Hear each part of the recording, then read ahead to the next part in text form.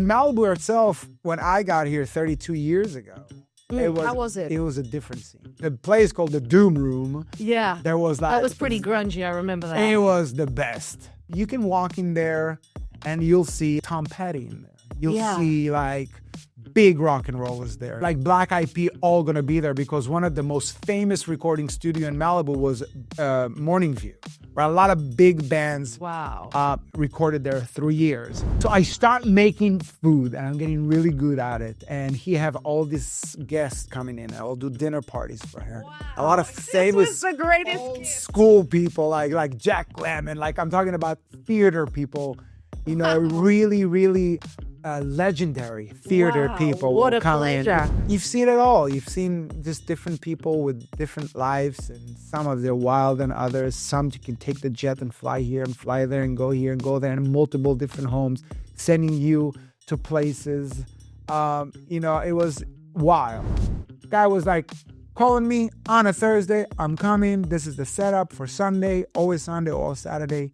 It was a weekend thing. He goes, I'm going to sit here, smoke a cigar. You're going to have sex with my wife. My honor, my privilege to be sitting here with the most sought-after chef in Malibu. Thank you. Chef Oren Zroya. It's a pleasure to be with you. Thank you for hopping in. Thank you for having me. So you've been on this epic journey. You have cooked for people like Jared Butler, Owen Wilson, Barbra Streisand. I've been very impressed. I've been looking at your Instagram and seeing that you were this, jet-setting private chef to the rich and famous. And you now have this gorgeous pizzeria here, Paparazzi. Paparazzi pizza. Paparazzi. There you go. But you know what? I get the feeling, it's really your art, what you're doing. It's really like the soul of who you are. I saw some images of you in the kitchen. And what is it beyond cooking? What is food to you, Oren? Oh, well, food. I come from a family of, foodies and we cooked a lot at home, and grandma was always cooking. So food was always something that bring everybody together. I think that's still happening today at every home. It's the center, the kitchen. And even today, people design their home around the kitchen because it is the center. That's where people are happy. They come, they eat, they nourish. As far as me cooking and taking it to a professional level, I know that this is the only art form that you use all your five senses. Cooking. I love that. So we hear it. You hear it. Cooking, we touching it and we feeling it. We're definitely smelling the aroma. Yeah. We are also, where were we? Smelling, we hearing, we touching, we tasting, and we definitely seeing. Wow. And then you have the umami, which is the sixth, which is when you have a perfect bite. It kind of ignite all the senses all together. Is that what umami? Yeah. Wow. So ignite all your senses together. You go like, wow. The orgasm of the kitchen, right? Yep. So, or more of a spiritual high. Spiritual, I mean, it is body, mind, and soul all together get ignite when you have something really delicious. And there's even, have you ever tried to you ate something and it's almost like a ratatouille. Like it took you back to when I was a child. Wow, I remember this flavor. I remember this sense. Like when you go places, let's say you go, if you traveled with your family to the south of France or Italy, and there's a certain sense in that area, and you travel there years later and you smell it, and it can take you to your childhood just by the sense and the air and the warmth, the whole thing. So it's all come together. And obviously, if you eat that certain thing that you ate a long time ago, it could take you there to those memories. Wow, just like music. I'm a musician, so it's just like music. Is it all from the heart? So it's a build-up. First of all, before you get to the cooking and being there and having a flow, first is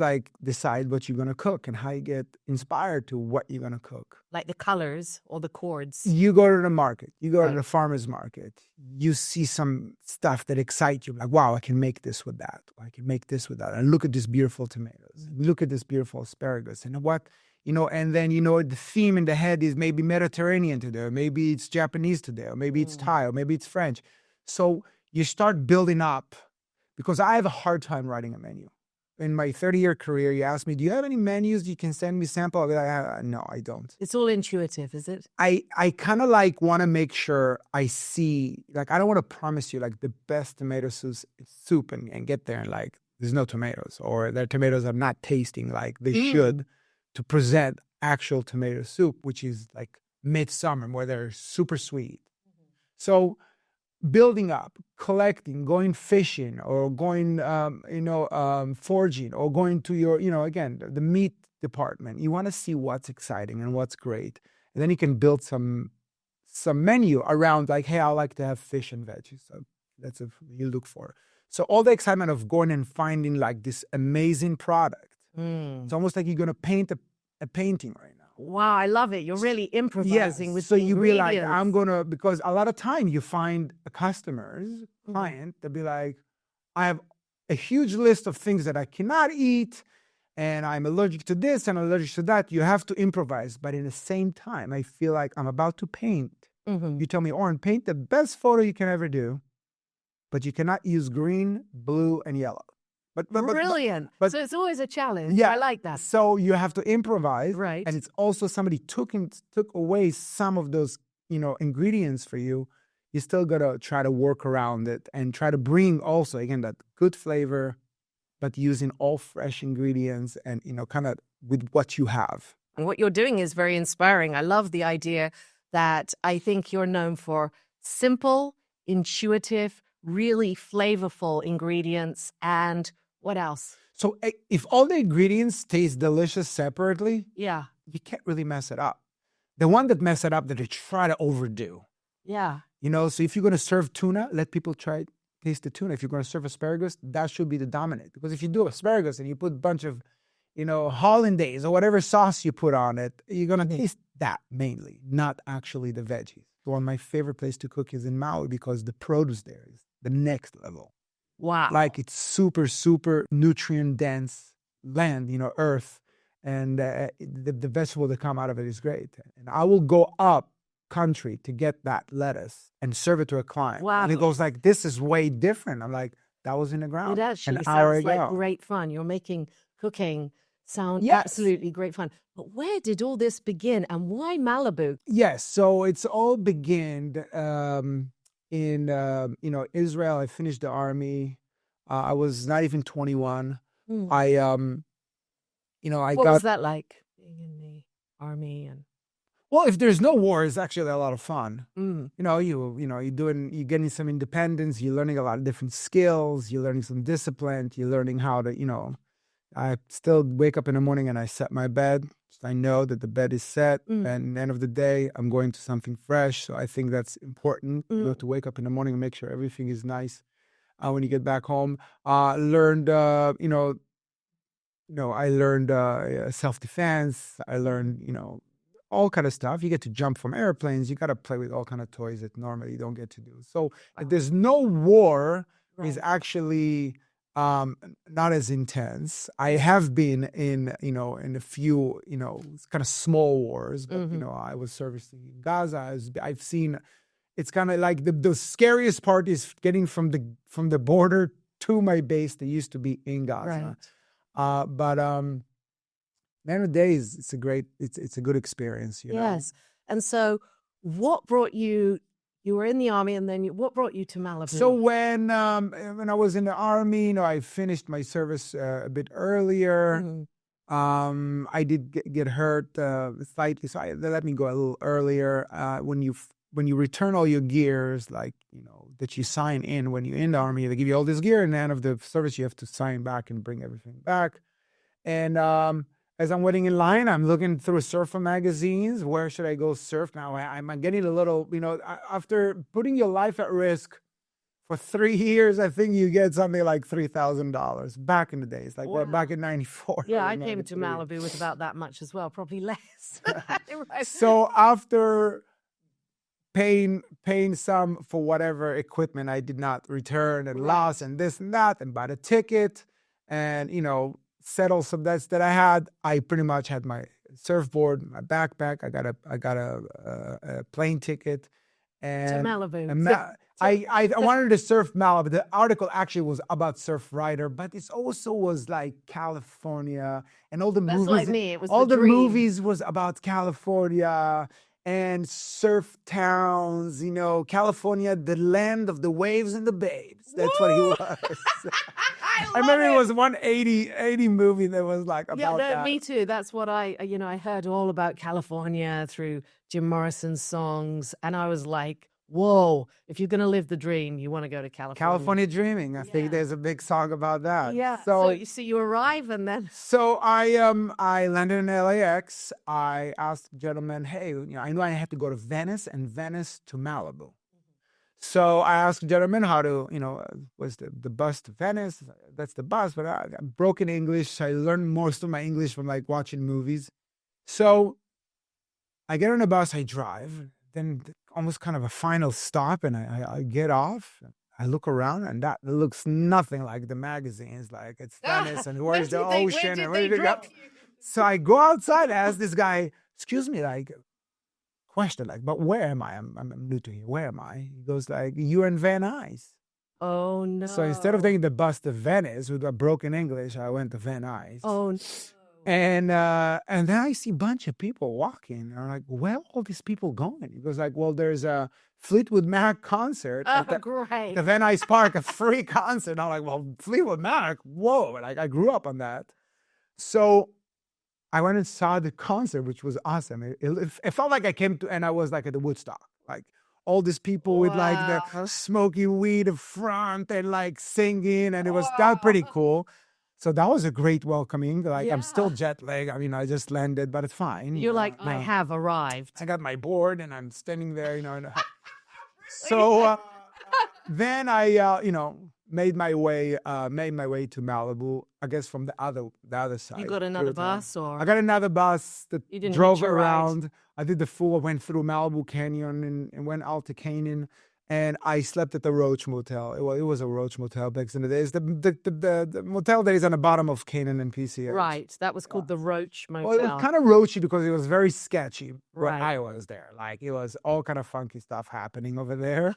And Malibu itself, when I got here 32 years ago, how was it? It was a different scene. Different scene. Definitely different scene. More like country. You'll smell a lot of horse and cow manure when you drive on PCH. A lot of because. So it was really country. Malibu originally was a lot of cow ranches. You know what I'm saying? All those big fields before Malibu was kind of discovered, and Malibu kind of stopped where the colony is, and over here on Point Doom, that was the Wild West. Wow. That was the Wild West, 100%. Wild West, as far as cowboys, as far as under the radar, as far as not much police around here. A lot of celebrities were living here. Hiding out. Barbra Streisand was living out here. Yeah, taking. I mean, I know houses. Even I think Kennedy had an affair in Malibu with Marilyn Monroe on Escondido Beach in one of the historical houses. So yeah, it was a lot of that, mix of like, ranch people. Right. Yeah. So if somebody pull in the market with like a truck that he's all like full of horse manure and like this, that was like the old money that was here. And the one that comes with the BMW, probably sharing an apartment with somebody. Wow. So it was way different. It was very low key. Really different. Like in Beverly Hills, there's valet parking and everybody shows up with their horses. Like, oh, look what over here is like, you have no idea. You have no idea by just seeing people. And the whole point here was just, this was a secret, It was really a sacred secret. I think it came out to like the big public where they recorded the I think it's called The Biggest Loser. Right. Where people were doing like hikes here in Malibu and like waterfalls. Where's that? And it's like, yeah, in Malibu. Did you stay in the Roach Hotel or? I stayed there for a few. Were you eating roach? Were they jumping all over you? It was very dirty. It was cheap. I didn't know, but it was all kind of commotion. Today I know it was like drugs there. It was all kind of stuff right down there. It was again. So you wanted to get out of. No, I didn't see the difference. I came from the Israeli army. I was not like afraid for my life. I'm like, oh yeah, that's the way it is. Right. I went to walked to the center over here, got something to eat. It was like a Point Doom Chinese restaurant that was back in the days there. It was a Point Pizza, which is where my pizzeria is right now. And it was a place called the Doom Room. Yeah. There was that was pretty grungy. I remember that. It was the best. It was the best thing. I think that was the first place we need it back. Took me for a date. That was an original saloon. There was original saloon here in Malibu. And you can walk in there and you'll see Tom Petty in there. You'll see like big rock and rollers there. Right. You see one day you'll go and it's completely dead. The next day it's just raging on a Tuesday. You know, we'll go and have like Zuma Sushi and drive up to do always a stop to do to see what's happening. What a wonderful Even if as music wise, they'll go there and like Black Eyed Peas all gonna be there because one of the most famous recording studio in Malibu was Morning View, where a lot of big bands recorded there 3 years. So you walk in there and they're all like, you know, doing their thing. So you never know you bumping in there. Wow, what a cool very time. Stiff drinks and a very, very crazy mix type of people. Wow. And it was good time. And what about the first wave you surfed here? Do you remember? Well, I remember. So after, you know, going back, I walked through a ravine of Zumarez, and I kind of went down all the way to Little Dune, where I discovered the best. I mean, I couldn't believe my eyes. The waves are so perfect. And so it was kind of love at first. Was it with Malibu? Yeah, I mean, that was the first love at first waves sight. I saw here. You know, again, I came in the evening. I haven't even seen all of Malibu. I mean, you know, I just came in the evening for that motel. Anyway, I walked down to the beach. I met this bunch of Rottweilers running at me, and I met this guy that was living here since the 40s. His name was Gene Wall, and he one of the old timers, old schooler. You know, he was like living here, and he had a bunch of people living on his properties. Yeah, he was known as Big Daddy. He was taking care of all the kids, and I made friends with him because he was living along that Zumarez and that creek that I was walking by, and I helped cooking once a meal, and I did some yard work, and I was surfing all day, and life was just great, you know. So that was the life here, you know. Eventually, you know, I kind of went out to actually look for a job that could provide a little money because I was running out of money. I went over the hill. I looked up a job in like the Israeli newspaper for a contractor. I met them in like LA Fitness or something like that, and he offered me a job. You can start tomorrow, no problem. I check into a motel out there. I ended up getting a membership at the LA Fitness for $19.99, I remember. But that was where I stuffed stuff at the lockers. Right. I put some of my stuff in the locker because I was kind of living off kind of a suitcase, you know. Right. I put my stuff in the lockers. I had a place to take a shower. I ended up getting this small Oldsmobile. I met somebody at the gym. An Oldsmobile. I freaking love that. It was so big. I could definitely sleep in it. And actually, that was my home for a few months because when I quickly came back here to kind of grab all my stuff, it was like some crazy police action. There was a raiding on that house. Apparently the house that I was staying was a very hot house. That was the biggest rock and roller house. Like a big band So you had, again, you'd landed right. It was a Backbone, the band that was very famous here in Malibu, and they were living there. So the police were raiding it for drugs or what? I don't know what it was exactly. Today I know it was some drugs. They couldn't find anything. They end up shooting Gene Dog, one of the Rottweilers. And it was a big case. It was very famous on the news. And his son was a paparazzi. And he was constantly taking pictures of Barbra Streisand. Right. She hated it because she was living in the end of the street. So she cannot leave without this guy knowing where you're going. And he was a big paparazzi, a window wall. He was just a big paparazzi here. It was taking pictures of everybody and anybody. I think, Sean Penn beat the heck out of him a few times. And, was a picture of him like, with Pamela Anderson. It was like completely. So it really was the Wild West out here. It was the Wild West. Right. It was the Wild West. So real quick, because the story, I don't have to take you all the time, but pretty much I will work in Calabasas doing some constructions with this guy. I'll sleep in my car. For 3 months I slept in my car. It was fantastic. I slept in the van, actually. It was outside Jim nothing Morrison's like it. house. It was I used to swim in the Mondrian Hotel pool to get clean. There you go. So we have a very similar, yeah. very similar, because, it's summer, it was great. And, there's ocean. And again, I went to the gym, I had the shower, I meet people at the gym, maybe somebody invite me to sleep over or whatever. It was just kind of floating, but as free as I felt all my life. That was so good. After going out, I met another person. I met somebody here, and I ended up renting from somebody. Like, I was literally renting his sunroom here in Birdsview. Anyway, I picked up an ad out of the newspaper to be a caretaker for an older man, do small cooking, whatever. I said, something I'm going to do in the meantime.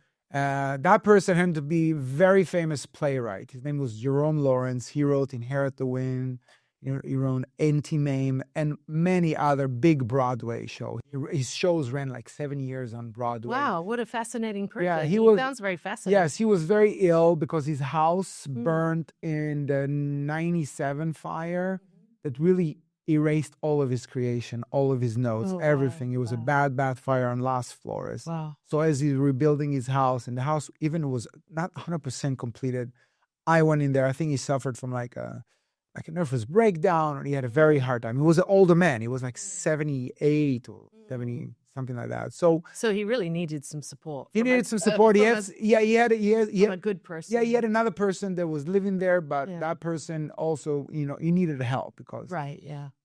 And that was the first time that I could go to this store. It was an organic store here called PC Green. But it was the first time that I can actually go and buy anything in the market. Because priorly, when I was sleeping in my car and doing the constructions, I had a second job at this fast food, like Mediterranean restaurant. And it was mainly to like have a meal and get a little cash. And then, so that was like huge. Yes. And then, it was an older man, so taking care of him and doing some stuff. But there was a lot of off time because, he sleeps a lot, whatnot. So I will watch like a Food Network and I'll be like, I'm going to go make that. And I'll go down and get the groceries and come back, make a beautiful meal, present it to him, puree it, and feed him. And but it was kind of like... Did he love it? He loved it. He loved it. Jerry loved it. Because it sounds like you were giving him the love he needed with the food, right? Exactly. And I've been with him for like 6 years. Wow. So we end up doing some amazing things like going to New York, and he kind of came back to himself and he started getting better. Do you think that's the power of food? 100%. You are what you eat, and food is medicine. Wow, I'm just getting incredible chills. But did you get that feeling when you first got there that if he wasn't doing that well, that he needed to eat? Yes, because the person that was living with him, he was kind of busy, and he went and he was still going to college. He was a younger person. So he was like, the instruction was make him take this can of salmon, pureed with some mayonnaise, and cut this cucumber. Oh, my God. It's like, no, that's constipation Well, I said I knew you can have green vegetable juice to start, and you can have maybe something like an oatmeal and berries and nuts and maybe some supplements and maybe glucosamine or maybe some stuff for his joints, all that stuff. Again, he was left alone, so even showering and helping him with that, it was natural. So, I worked in hospitals before, in the army, where we had to do all kind of put him in the shower, sit him on his chair, making sure. So I got him to start swimming. I got him to do all this stuff because I have the whole day for myself. The person was leaving at 9, coming back at 5. Wow. We got this lady, Angela, to come and take him swimming. I built a vegetable garden. Wow. Because I had no budget. I'm like, let's go. Brilliant. Let's An go. Artist. So I'm building this huge vegetable garden on top of Las Flores, looking at the ocean, working in the garden, Oh my gosh. I think I was smoking a lot. I was smoking a lot of weed back there too. So it was just like, oh man, the whole munchies thing made me be like I was always in tune by flavors. Until today, I cannot cook on a full stomach. I got to be a little bit of hungry to cook. It sounds like it was almost like the universe gave you the most perfect artist out of the dream retreat. That was not even me. I'm not even a chef here. I'm just experiment. I'm not even a chef. So it just came very intuitive. Not thinking I'm gonna be a chef. There was no dream about being a chef. I had all kind of other dreams, like to be famous doing something else. Right. So at what point did you think, oh my goodness, I love this so I stopped making food and I'm getting really good at it. And he have all these guests coming in. I'll do dinner parties for him. Wow. A lot of famous old school people like Jack Lemmon. Like I'm talking about theater people, really, really legendary theater people will come in. You could have stayed there and just done the can. No, but Food Network. I mean, I never seen like show. I mean, again, I came from a different place and all this show, and they teach me, I can make this, I can make that. Let me do this, let me do that, and it was very exciting. And I have all the time in the world. And by the way, I'm hungry. I was pretty much making me some food and letting them taste it. Right. I make what I eat the way I like. I always like to eat clean. I always like to eat healthy. I like avocado toast is my thing. Like that's when I was like 14 years old at home in Israel, talking to the window. Hey, today I'm gonna make avocado toast. Avocado toast with French fries. For me, it's the most delicious thing in the world. Like actually making French fries. Yeah. Making the avocado peel with the lemon juice and salt. Yeah. And doing a good sourdough toast. Put the avocado on top of it. Put French fries on top. For me, it was the most delicious thing in the world. If it's the last meal, that will be one of them. Was this really the first time in your life you were really falling in love with food as you were having this experience? Well, I discovered listen, I think I'm really good at this. Right. I love growing the food. Wow. I like cooking. Again, I was a bit of a stoner, so the creating and doing and all that stuff was just all coming together. I'm in California. It gives me time to surf. The whole thing just fit. But then literally Jerry was so grateful and he told me, listen, I think you're very talented. I'm going to put a down payment for you to go to Cordon Bleu in Pasadena. And so I worked for him at 7 a.m. to about 2 o'clock. Wow. And then at 2 o'clock, I will drive to Pasadena. At 3:30, 3:15, I will start school till about 10 p.m. And then I go back home. And I did that for almost a year and a half. A year and a half. And I really liked it. And his other caretaker helped me with the homework because my English was not great. And we had 300 words. All of them. Jerry, we love you. Jerry Lawrence. Jerry Lawrence, we love you. What a good man. Yeah, it was a great adventure living and seeing stuff through his life and learning about American history. Yeah, he was American treasure. He used to report during the war. I mean, he's a big deal. Wow. Jerome Lawrence. Oh, I'm going to look him up. And Bobby E. Lee. They put together, in Ohio, I think they still have a library and the theater under their name. So that's where okay, I'm going to learn professionally. I worked. What was that like compared to, before you'd been in your own mad scientist, just creating whatever you want? What was it like then to go to school for it? So I went to culinary school, and culinary school doesn't really teach you how to cook. It teaches you techniques. Right. And I remember we did cooking around the world, and the chef comes in. He's like, today we go Moroccan, or today we go Israeli. And he's cooking. I'm like, no. That is not, my parents are Moroccan. I'm sorry. That is a very bland Moroccan. This is what you got to, So I was already knowing how to cook, but I went there for the credentials. It's very important to go out. Hey, I've been trained at Cordon Bleu. That opens more doors. And also the program is fantastic. And and they teach you a lot of consistency. Every dish we made, you have to make 4 times or 3 times. And everything needs to be the same temperature, the same texture, and look exactly the same. Because consistency in a restaurant is everything. So then you had the instincts, the passion, and also the credentials. Yes, and it's also, going to chef school, you can go to a restaurant, you can be a baker, you can be working in a food, in a test kitchen, you can do a show, you can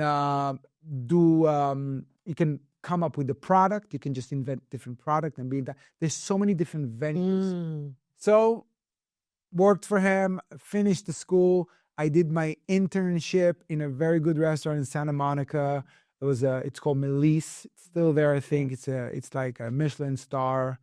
And after a year, I worked in a small restaurant here in Malibu called the Boravage. Boravage. I remember that along the PCH. Yeah. Right next to Coral Beach. Yes. And there was a lady that came in every Wednesday on a date with her husband. And then one day, she offered me a job to be her private chef. I'll pay you double than what you make over here. Wow, lovely. So I immediately had to come up with the imaginary number.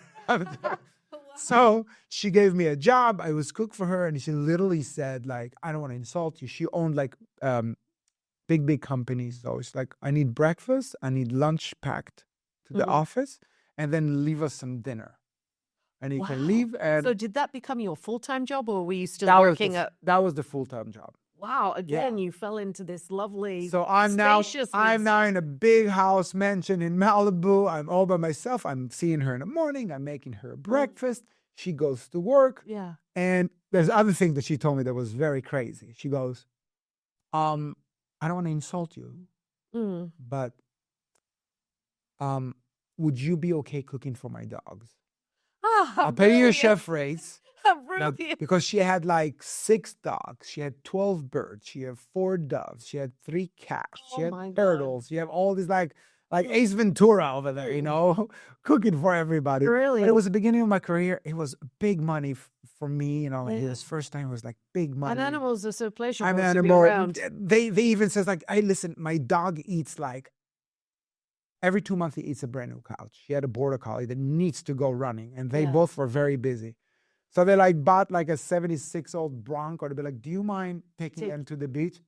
Absolutely. Yeah, brilliant. So I'll run the beach or a paddleboard or I surf, they'll be on the beach. I'm like, that was just the perfect job. And I did that for like 5 or 6 years. But along that time, I started doing dinner parties, small dinner parties. Brilliant. Small dinner parties. And I met people in Beverly Hills, and then they told their friends, and then they told their friends. And slowly. And before you know it, I'm cooking to like celebrities. And how did that feel once you started cooking for celebrities? It doesn't really matter, because the most interesting people that I cook for are not celebrities. Okay. I find other people, other billionaires that have like wild lives, you know. Wild, right? Wild. But like we'll never know. Set jetters. One day I've seen it all. You know? You've seen it all. I've seen it all. And also I'm the center. I've seen so many different relationships. I've seen so many different energies. I've seen so many different couples, how she talks about him, how he talks about her, how they talk about each other. It's all going, what happens in the kitchen stays What's in the happening kitchen. in the kitchen. I mean, I don't listen to anything, but I can hear it. I don't listen to anything. So it's also an incredible education in they life. all take this argument or phone calls or everything in the kitchen. I'm standing there. A lot of times it's like, do you guys need some time for yourself? Really? Because I'm just trying to cook. I don't want to, you know. Really? And, you know, but you've seen it all. You've seen just different people with different lives, and some of them are wild than others. Some you can take the jet and fly here and fly there and go here and go there, in multiple different homes, sending you to places. You know, it was wild. Just How really, many years really were you doing that private chefing for? I had 25 years. 25 years. Since I took that job with the lady. Wow. Do you bit have more, any actually, what's your 27. craziest story during, I don't know, those wild kind of jet set? Can you tell any without telling any names, or not really? You got to. I can tell you, no, this person was not, you know, I can tell you the most wild, I think, story that ever happened to me. And it doesn't even put together in anything else. But so I used to live on Escondido Beach. I walk the dogs. I walk my dog. And I kind of know, you know, by the way, I was walking the beach every day. So I will know all my neighbors along the beach.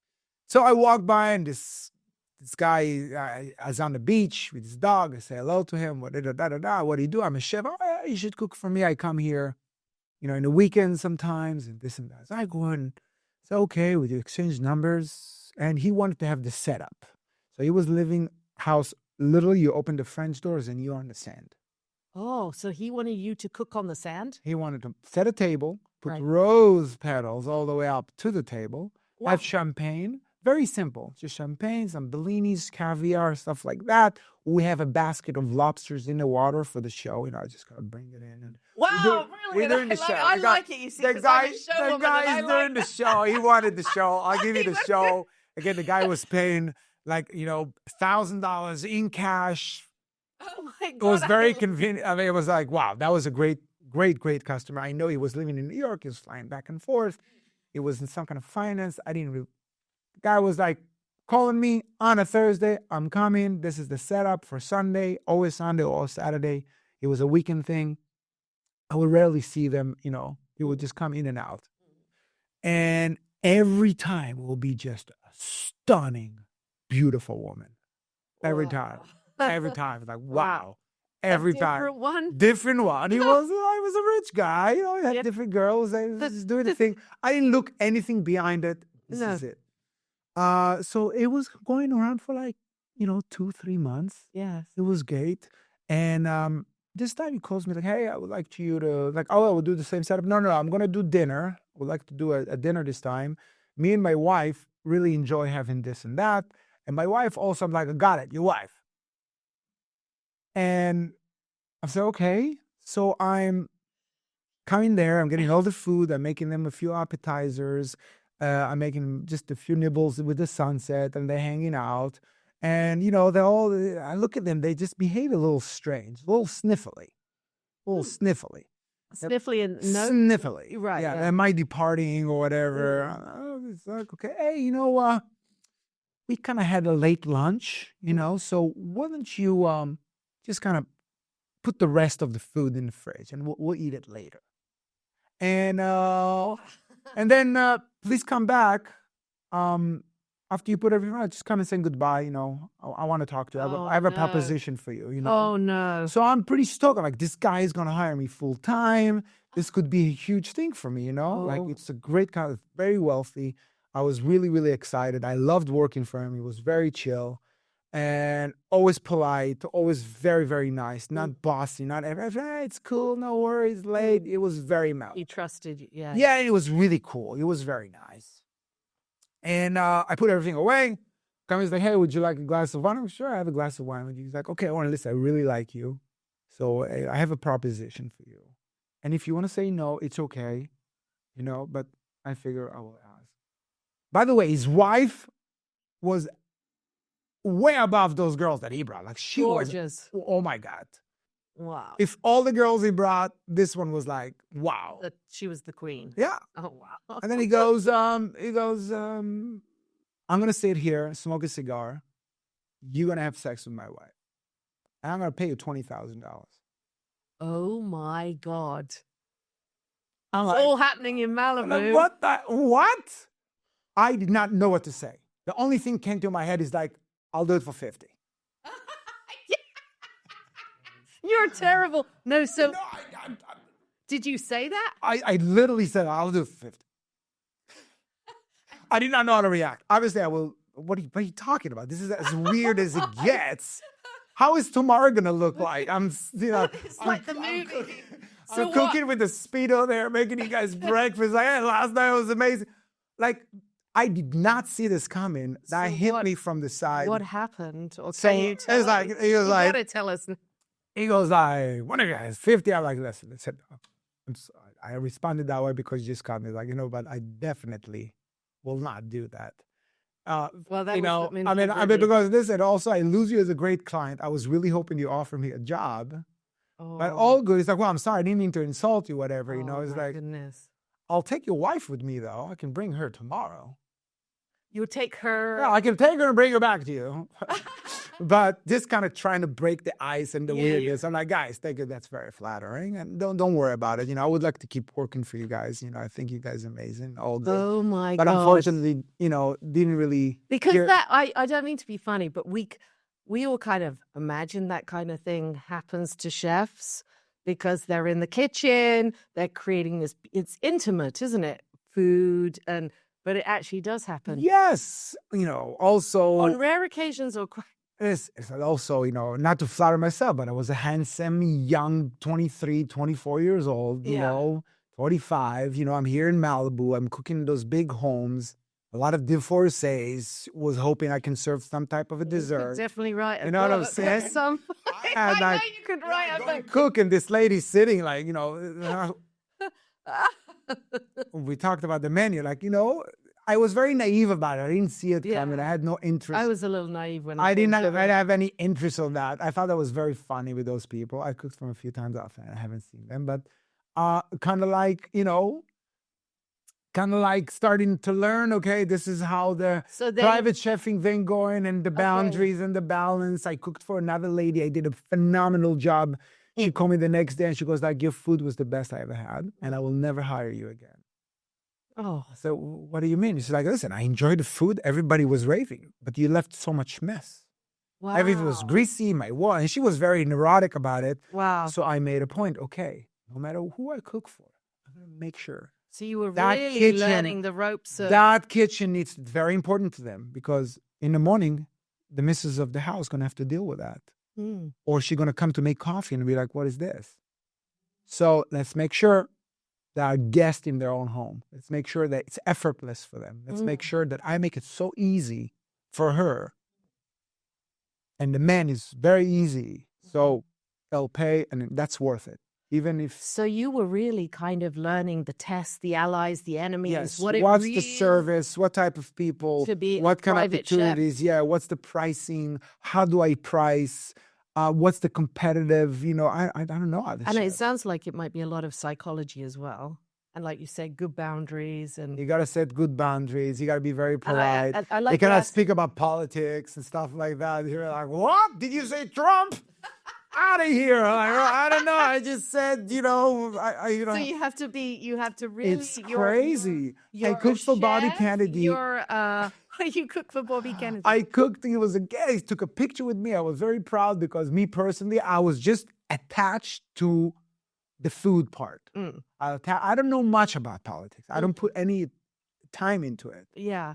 This guy comes in and like me. I'm I'm an artist. Yeah, the guy comes in, I'm going to try to make food better, whatever. Okay, great. The guy is fit. He's into health. He wants to, great. I took a picture of it. Kennedy is whatever. It's the Kennedys, whatever. I just put it up. I get messages from people like, I took a picture with like, I don't know, somebody like dangerous, or like, guys, it was a client. Exactly. I'll cook for anybody. Exactly. I cook for anybody. But also know that, this is politics. Keep to yourself. Just be polite. So that's really part of the job. Yes. Of being a private chef. Absolutely. At that level. Don't be too flirtatious with anybody. Not with the guest. Not with the women. Okay. You got to keep that very professional. Very, very. It's not like a restaurant where you're in the back kitchen, you're making food. Yeah. Here, you're at the center, and if somebody had a terrible day, they can pick on you. You had the help. Have you had the help? I had some cranky people. Yeah. Micromanaging or cranky people, or micromanaging, or like this one story with a client that I go in. This lady wanted to have a Shabbat, right. And we walked around the menu and everything like that. And I said, "What a challah!" It's like, "No, I know this fabulous bakery in Beverly Hills. I'm gonna get the challah." I'm like, "Fantastic! You get the challah. I get the vegetables. Let's go." I come in. They live on the beach. Beautiful. It's closer to the meal. It's like, okay, let's do the challah. I said, okay, where's the challah? She's like, what do you mean the challah? You were supposed to bring the challah. I'm like, well, I didn't bring the challah. I know that she texted me, but she was next to her husband, and I didn't want to cause a commotion. I'm like, I know, I can run to the market and get a local one. It's like, oh my God, we have to wait. This is so unprofessional. And she got really started mad and yelling at me and being very rude. Oh my God. And so what did you? And I she totally pushed the button, was very disrespectful. So I was so I came in and I came into there. I sent my assistant to the market. She got the challah bread and I brought the challah. And they both were sitting together because she was still very, very rude. By the way, I just want to show you a text message. You're picking up the challah at the bakery. Is this from you? And the husband looks like, typical my wife, dude. I'm so sorry. Typical her. At least he had the grace to Typical apologize. her. Dude, I'm very, very sorry. Typical her. But she got so guys, I'm just going to. But you set a quiet boundary. The table is set. Yes. Table is set. The food is on me. Yeah. Thank you so much for the opportunity, but I don't work this way. Okay? Enjoy the dinner. It's on me. Yeah. And I left. Wow. I just left. No worries. Well, good for you. I finished the job. I left. I'm like, good for you. All good. She did send me only money for the food, which is like, whatever. I don't care. Just reimburse me. But I mean, I think it's good that you set that boundary. By the way, I'm a chef. I can easily poison anybody. Why would you mess with a chef? That's what everybody should know about the chef. Listen, it's a mafia. You're eating. You love it. I just say, be nice to the chef. Yeah. Be nice to the chef. You get a lot more from it. Oh, of course. So when you said, like, as a private chef, you have to have good boundaries, no flirting. You've got to be really focused. Do you go into a kind of Zen space? Is it like surfing a wave when you're in there in a kitchen? Okay, so there's nothing Zen about working in the kitchen in a setting of there's a big dinner party, there's high expectation. I want to make sure everything is perfect. I have 4 or 5 guys working around me to make sure we're doing big parties, small parties. Everything needs to be organized and we need to be focused. You still can enjoy it. I enjoy the high pace. Yeah. You know, so I can cook 10 perfect dishes. I might burn the one dish. Yeah. So if you want to make one thing, and I put too much attention to it, probably going to ruin it. Wow. More chances of ruining it. But if I got 10 things going on, like my ADD works perfect over here. I got this, I got that, I got this. I got to make, so I cannot come and live in your house. If you have a dinner party, I need to be there for 2-3 hours before. Right. And I need to get out of there. I don't want to come at night. You need your space also. You need their space. Come prepare, get everything done, and move along. You know, you cannot. I don't want to be anywhere all day. I want to also, hey, I have 6 hours for this. I have 8 hours for this. Wow. I mean, it does actually sound very much like a rock show or something.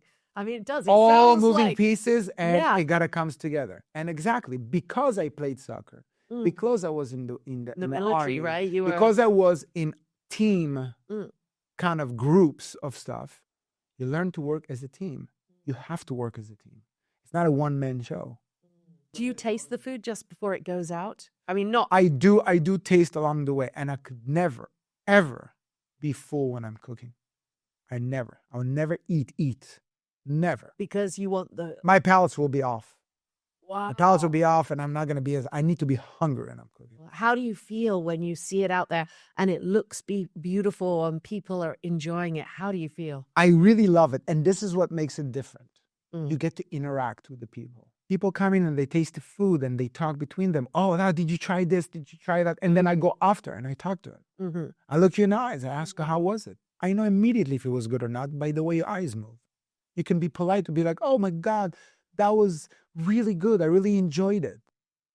Probably didn't. But you see somebody like, hey, they get curious. They ask questions. What's in it? How did you do that? I like to cook too, but I never get it to be this color. You've inspired them.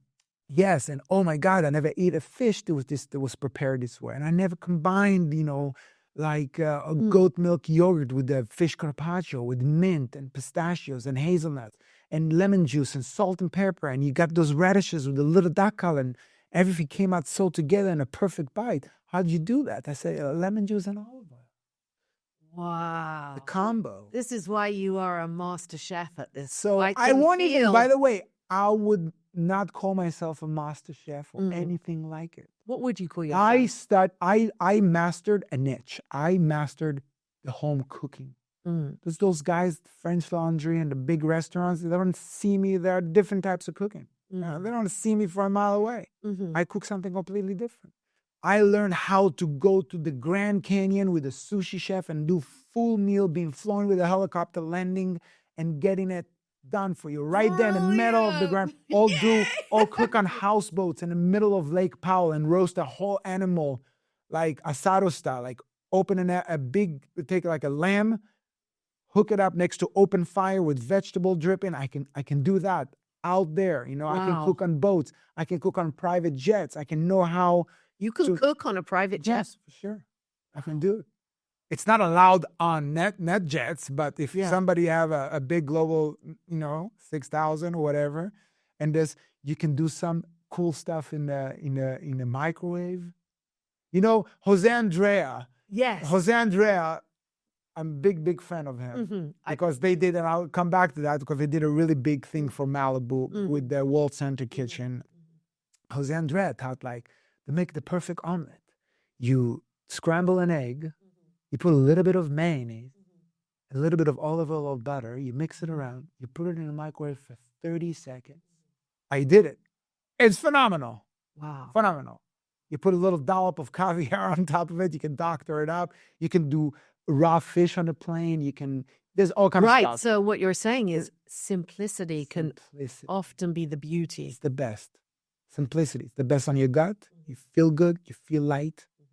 What is your most favorite private chef memory? Was there somewhere absolutely stunning you went to? I don't know, some gorgeous island that you go, oh my God, I remember that. And I go, wow. You know, a lot of the stuff happened in the beginning of my career because I like, wow, I never been in this place. I went and worked in Saint-Tropez for this lady. I worked in Thailand, in Amman. I met that person, from that person, I cooked for that person. Wow. I went to all those fancy places, very ritzy places. But then I went to this client. It was towards the end of the COVID. And it was the first plane that went into Tahiti.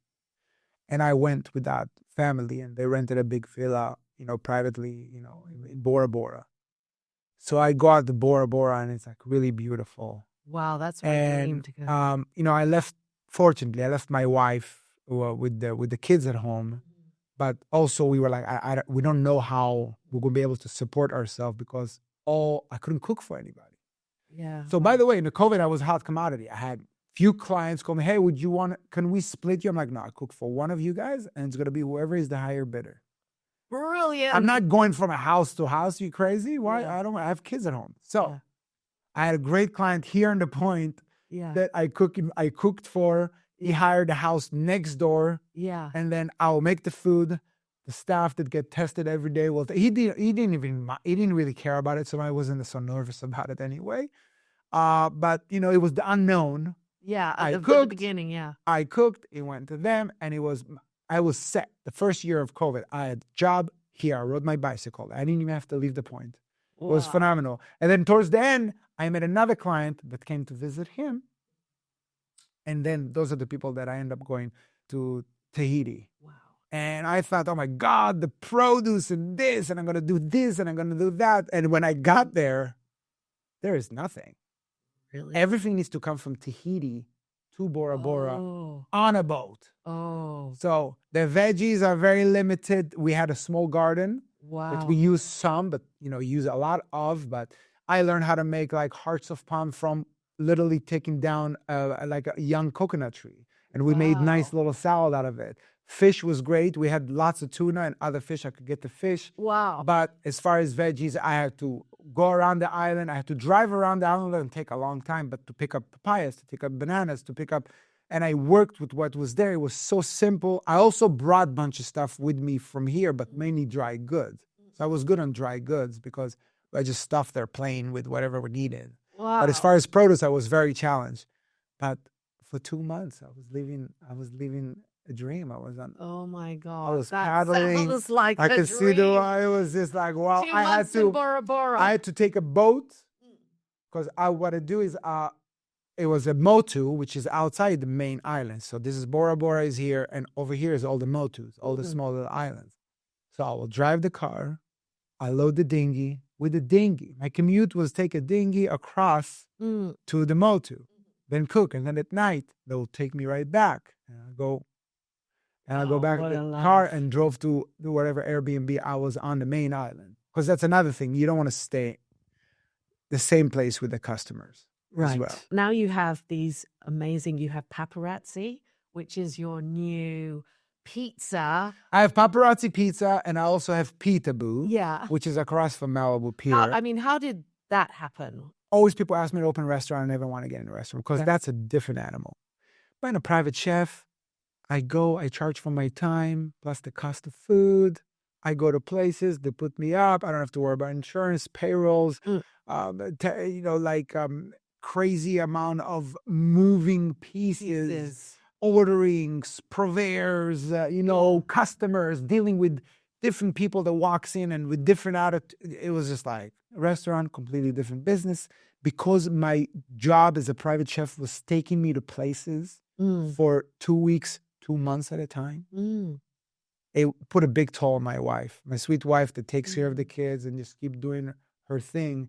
It's hard work raising kids. Right. If your It's partner really, is never there. I don't care if he's there or not there. Raising children is the hardest, most challenging job you can possibly have. And being a good mother is a super mom is a huge, huge, huge job. And that is the most difficult job in the world. Even more difficult. I don't care if you're an astronaut and you got caught and you got stuck in space for a year. I don't care. Doesn't come close.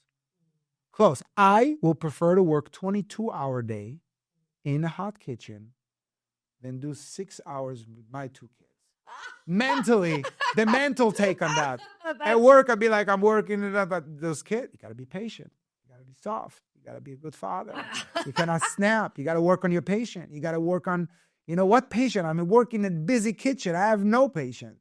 Well, I think a lot of mothers would be very grateful to hear you say this and really appreciate. Well, if any mothers and hopefully fathers hear that, the note for them is like, acknowledge that every day. It is the toughest job you can ever do. The toughest job. Do your kids like your food? They do love my food. They love my food. My wife, a lot of time, is like, maybe they didn't eat it because it's not you. I get them involved. It's very important to get them involved with that and let them know and grow something together with your kids. Make something with them. Have them include. Make the egg. Teach them hot, cold. Slowly for what they can do. Make pasta with them. Wow. That's fun to do. Make it creative for them. You got to be like, it's going to be messy. So basically the restaurants came out of your desire to be home with your wife. Home with the wife, and also says, okay, I got these 2 hands. Eventually, I'm going to get super tired for this. I'm not going to be the 72-year-old chef in probably somebody who's in 35 years old going to have me as a chef. Right. But you want to be around your family. Yes, I want to be around the family. And you love the community. And again, I was making a lot of money maintaining a lifestyle in Malibu for my family that I wasn't a part of. Was there a certain point where you just went, okay, I got to stay home more? It's a conversation with my wife, and she's like, listen, I support you for whatever you need to do, but, you're missing on all. You're missing on everything. You're not getting this time back with the children. You're just not.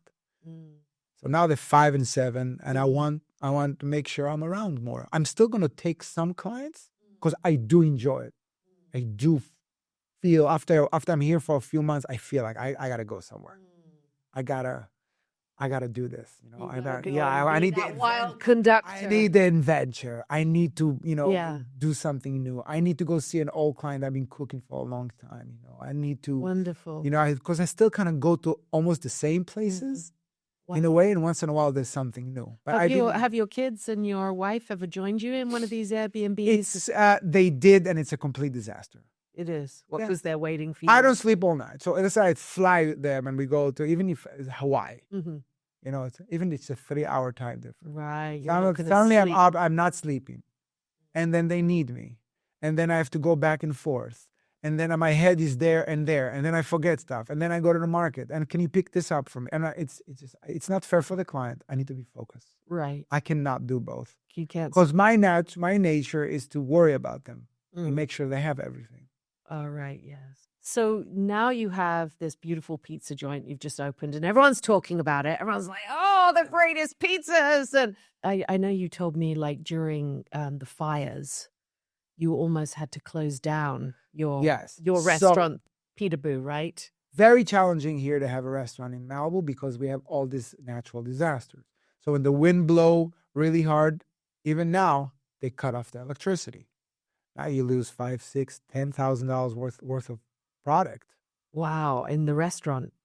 You can't even have access. So it's a real high-risk business having a high-risk restaurant in Malibu. You have mudsliding.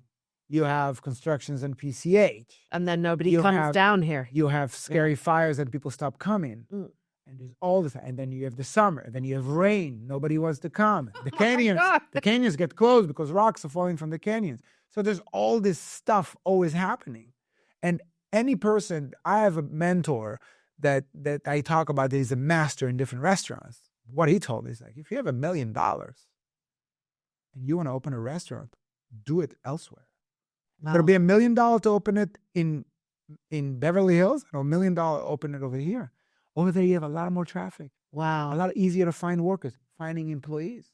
Wow. They don't live here. I never thought about that. They live at least 45 to an hour away. I have a guy that drives 2 hours to get here. Wow. Because if I find somebody good, I'm going to pay him a lot of money. Yeah, too. Or I'm going to offer him, and if he's really good, I'm going to offer him a small percentage of the business. So you have a stake in the business, and now he feels like, hey, I'm growing with this business. Wow. Take advantage of them. I want them to be like, listen, I appreciate your hard work. Now you have 5%. Mm-hmm. Work hard. This is yours. Mm-hmm. This is part of you. Mm-hmm.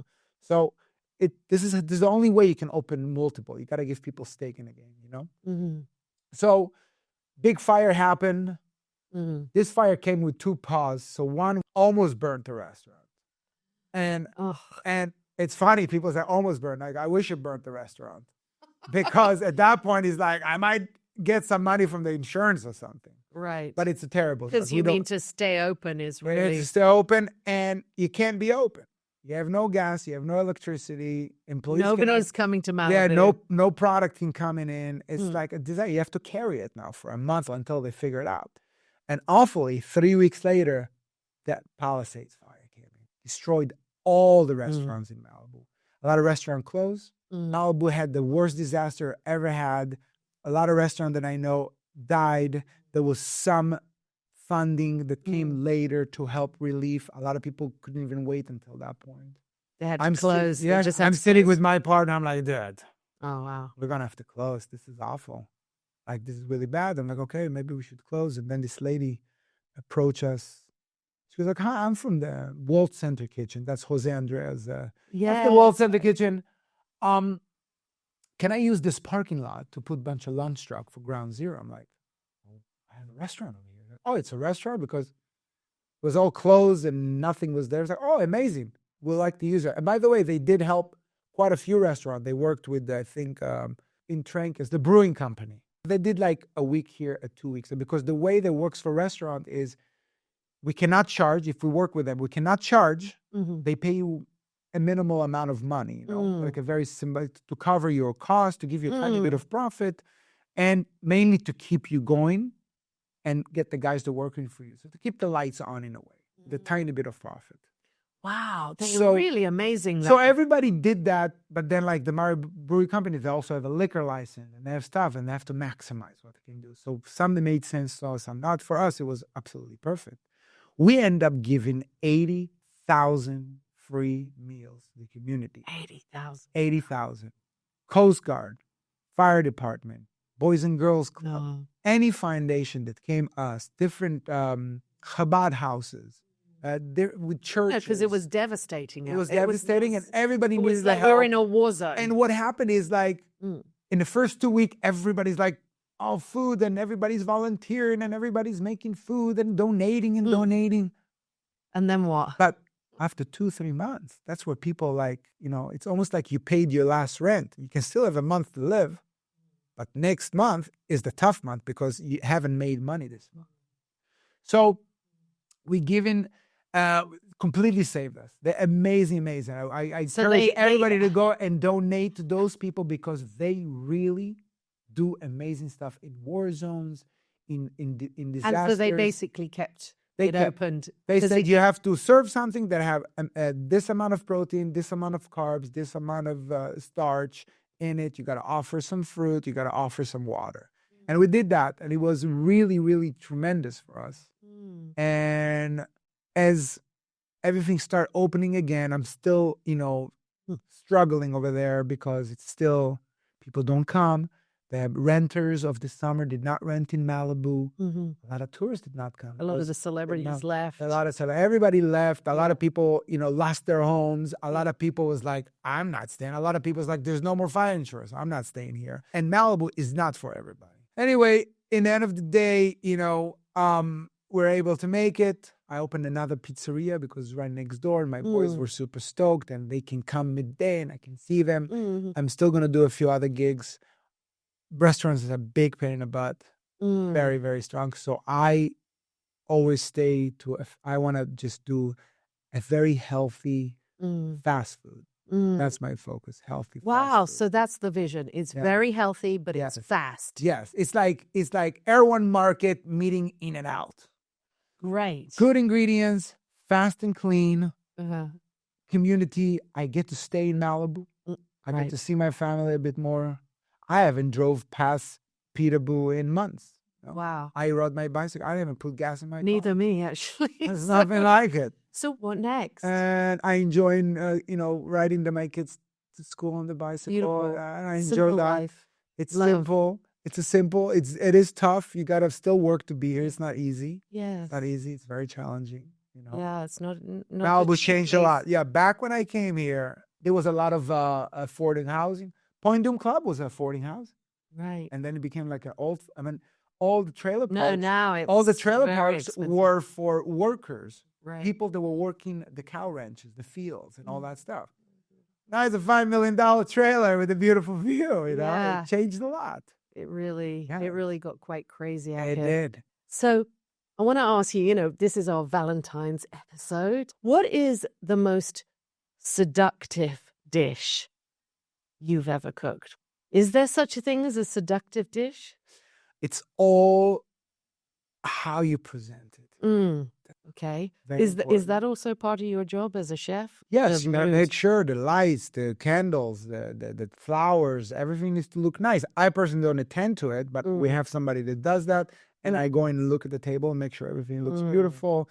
People don't want to sit in bright light. You gotta, you gotta play with the values. So a seductive dish is something that looks beautiful. So first of all, don't make something with like chopped parsley. Could you imagine? You eat your beautiful wife or your girlfriend eats, and then she smiles to you and she has like a bunch of green parsley in her teeth. Great. So make food that is sexy to eat. Nothing big bites of fun. Something they can eat very gently. So it will be sexy to eat. It's very important when you do sexy to eat. Yes, when you do like an intimate dinner, you cannot do something that is sloppy. Right. You want something that's gonna fall on their dress and make it really comfortable. Something like some kind of a raw fish, an oyster, caviar, champagne. Brilliant. Something like that. Could be very good, I love it. Yeah, that sounds just the job. What is one ingredient that for you says more about love than any other ingredient? Rose petals or rose water. Really? Something about a rose. And you use that on desserts or also on... We usually feature, Valentine's chocolate and roses. Okay, usually. Right. Chocolate and roses is like the go-to. So even if you make a nice meal, the dessert needs to be decadent. It's like when you put fat and sugar together and a lot of carbs, that's umami. Umami, the word. Umami. Well, this was such a pleasure. Thank you for having me. You are so awesome. You are, wow, what a heart. So much love you put into your cooking. I just feel it. You've given me the most beautiful experience here listening to all this. Thank you very much. You. Please stop by for pizza. I will. Here we go. I almost feel like we should take a bow or a curtsy. Oh, no. You just gave me quite a show.